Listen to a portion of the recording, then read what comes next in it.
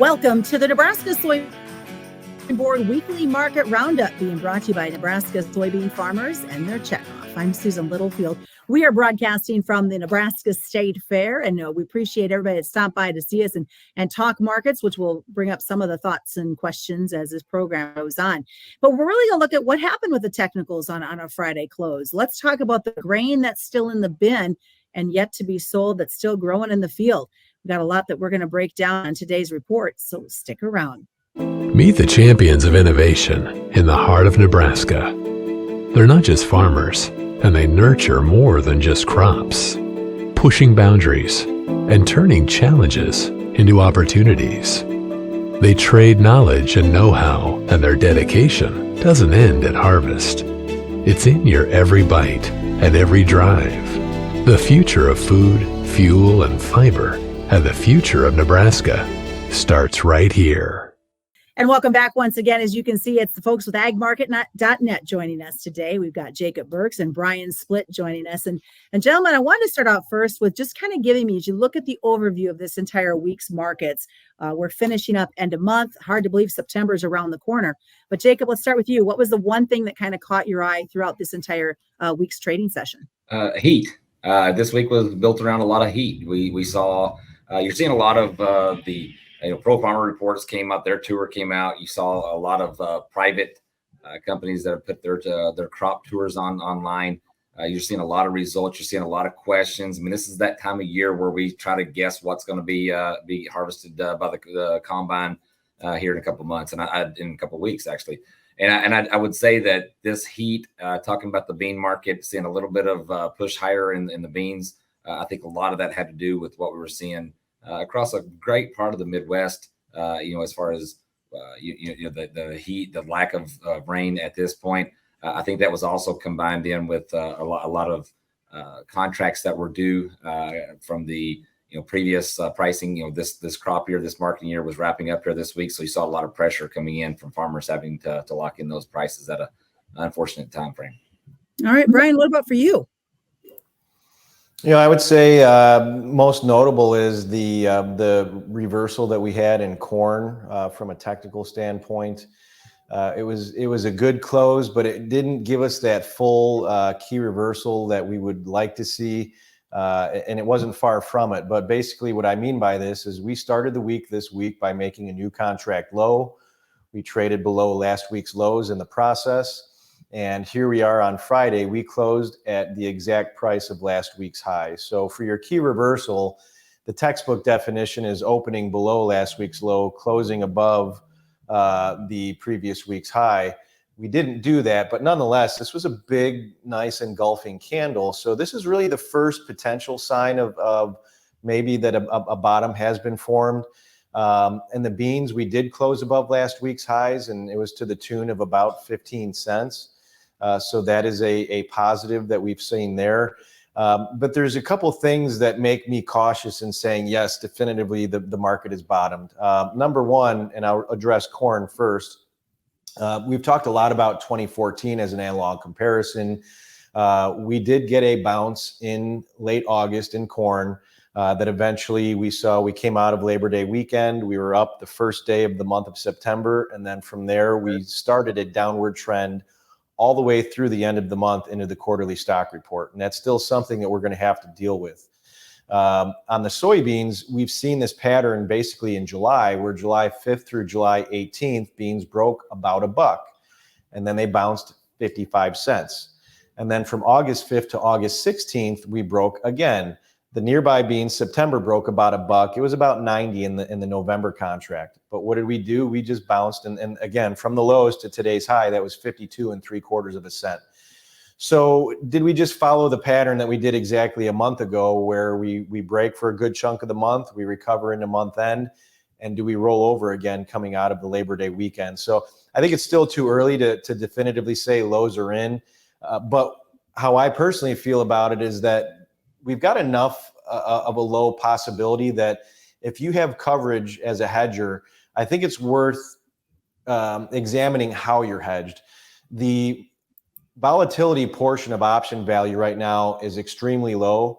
And so to me, I think it makes sense. If you need a floor under the market to use puts instead of being short futures, where you can really minimize your exposure if the market has bottomed and we go up from here. How short are the funds right now at this point? We don't know. We'll find out more this afternoon. They're not nearly as short as they were, and they've been covering shorts over the last several weeks. I would venture to say that with Tuesday of this week being a day of buying, so we have to understand the commitment of trade data we get this afternoon is as of Tuesday's close.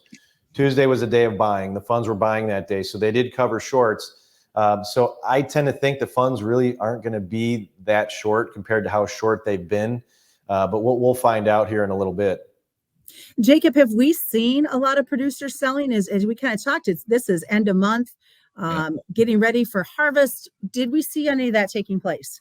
I think this week was full of it. This week was full of it because of the forcing of the contracts due at the end of the marketing year. So from a commercial standpoint, we probably will see the commercial position, short position grow a little bit here this week. The problem is they're pricing what they already had on basis contract, what was already at the elevators, things that they had pushed off for deferred payment. So there's what's available, what has to be sold had to be locked in. That kind of depresses the market at times. I think going forward here, they're going to be very reluctant at these levels to be very aggressive making sales. You see any type of rally, there's going to be some producer selling. And I think the one thing that we have going for us right now, if we're rooting for higher prices, is the fact that contracts are over. Maybe the producer can be a little more patient now. And now you've got a managed money crowd that is still negative short. I think when you talked about how short are they, as of last week, I think they were about 100,000 contracts off of what the record short was that they put in this summer. So there's still a lot of short positions out there on the managed money side of things that could be coming here. And if they're getting a little bit uncomfortable, that could be coming here and buying some of this corn up. Now, if that happens, I do believe you'll see quite a bit of producers selling because we're heavily undersold even on this crop that we're growing right now. And that's not even counting looking out into the 25 crop year. Brian, you and I have had this conversation before about on-farm storage. And even though we did see some selling, it sounds like there's still a lot sitting out there in the countryside. Yeah, and so we're going to find out what that number is at the end of September. And we referenced that when we did that comparison to 2014 earlier in the conversation, is that things didn't actually bottom until we found out what was still the quarterly stocks and what was left on farm. And so that report is the last day of September. And so I tell you, if the market doesn't show us some strength by the end of the week next week and follow through with what we did to finish this week, I'm going to be concerned about seeing another push down. But what's on farm right now, we know that as of June, which was the last quarterly stock report we had, that there was still roughly 20% of the whole harvest from last year still in the producer's hands. So I don't know how much is there. I think a lot of it has been dealt with between June and the close yesterday, the day before first notice day.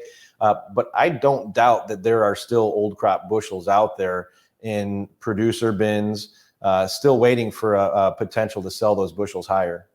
What about, and I want both of you to give me your perspective, what about the stuff that's growing in the field? I mean, even some of the guys I've talked to here at the Nebraska State Fair, they haven't even thought about fully marketing this new crop yet, which is kind of crazy. What we can look at is just from the perspective of the commercial companies that we work with and how small their book of business is. So what that means is, as a producer makes a hedge or makes a HTA or a sell at the elevator, the commercial side comes in and puts a short side on the board as their protection. And at this point right now, they're well behind what they've had on their book, to the point of maybe 10, 15% of usual. So that tells us right now how undersold that the producer is and what they're going to be harvesting here in about less than a month. So where do they go from here? Brian, what is their marketing plan? What should they be thinking about before they jump into those combines to head out in the fields? Well, I think if we do have more downside, it's going to be limited for a few week period. So if a producer has concerns about that happening, again, I would say look at the option market. Volatility value in options is extremely low right now, so it doesn't cost a lot to put a floor under the market for the next 3 weeks or the next 8 weeks or what it is. I would be reluctant to be a user of selling futures here. I just think because of how we reversed, I would be uncomfortable being short in that fashion. But I do think even if we do go down for the next 4 weeks and end up making lows at the end of September, early October, I think we'll be higher later this calendar year than where we are now. So if a guy has concerns about the market going down short term, put a floor in with some options. Again, they're pretty cheap. And hope that the market has seen a low and we go up, and you can do some marketing later. But I think right now the focus should be, anything that's in the bin, we're probably going to have some basis opportunity as we get into the month of December. That is a seasonal period where we see basis strength once the bin doors are shut. If we do have a rally, I think the rally could last all the way into the end of the quarter for corn. So I would be focused on getting any of those bushels that you need to price off of the March contract, probably marketed sometime later in this calendar year between Thanksgiving and Christmas. And finally, let's look at the outlook for 2025. What are you guys thinking as you look at the bigger picture? Brian, Jake, who wants to go first? I'll let Brian finish up with the correct answer. But I think the first thing you got to look at is what our neighbors to the south are planning on producing. 19 straight years of producing or planting larger soybean crops. So the global supply of corn and beans is just getting bigger, plain and simple. So I think that we have to be at least understanding of what's to come, and understanding that we're this is 2 years in a row now that we've produced a big crop, and so our stocks are growing.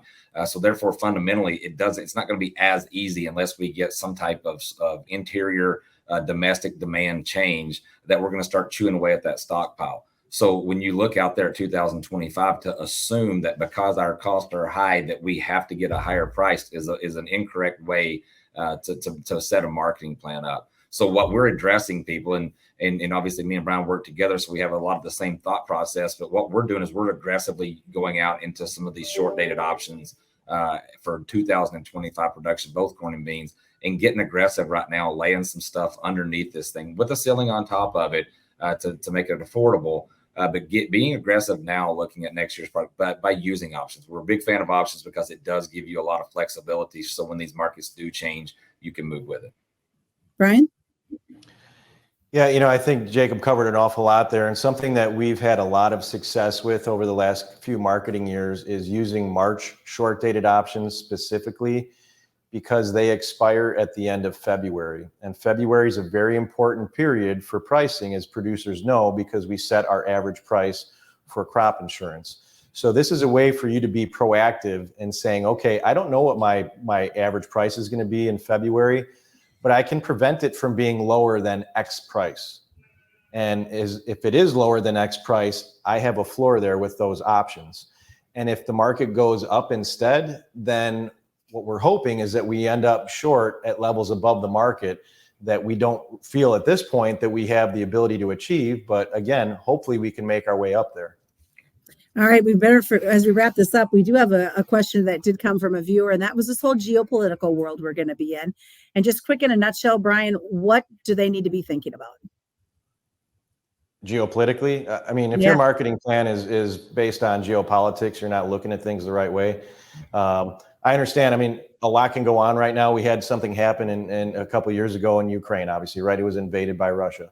That story played out rather quickly. It was extremely volatile. You've got a lot going on in the Middle East right now, but the energy market does not seem to care about what's happening yet. We had a tanker, blown up. We rallied a couple bucks very quick in crude oil and then came right back down again. I think you had mentioned maybe the idea of China and Taiwan. I have no idea if China's going to invade Taiwan. Only China knows what they're going to do. And frankly, with what the headline was a couple days ago, where they said that they were going to limit their imports of grain, and then the very next day they buy sorghum. So you really even can't trust what China says. We all know that. But does China invade Taiwan? No clue. If they do, probably not a good thing. All right, great gentlemen conversation. I appreciate you as we head into a 3-day holiday weekend. A quick reminder, commodity futures and options do involve a substantial risk of loss, not suitable to all investors. And that's been the Nebraska Soybean Board Weekly Market Roundup.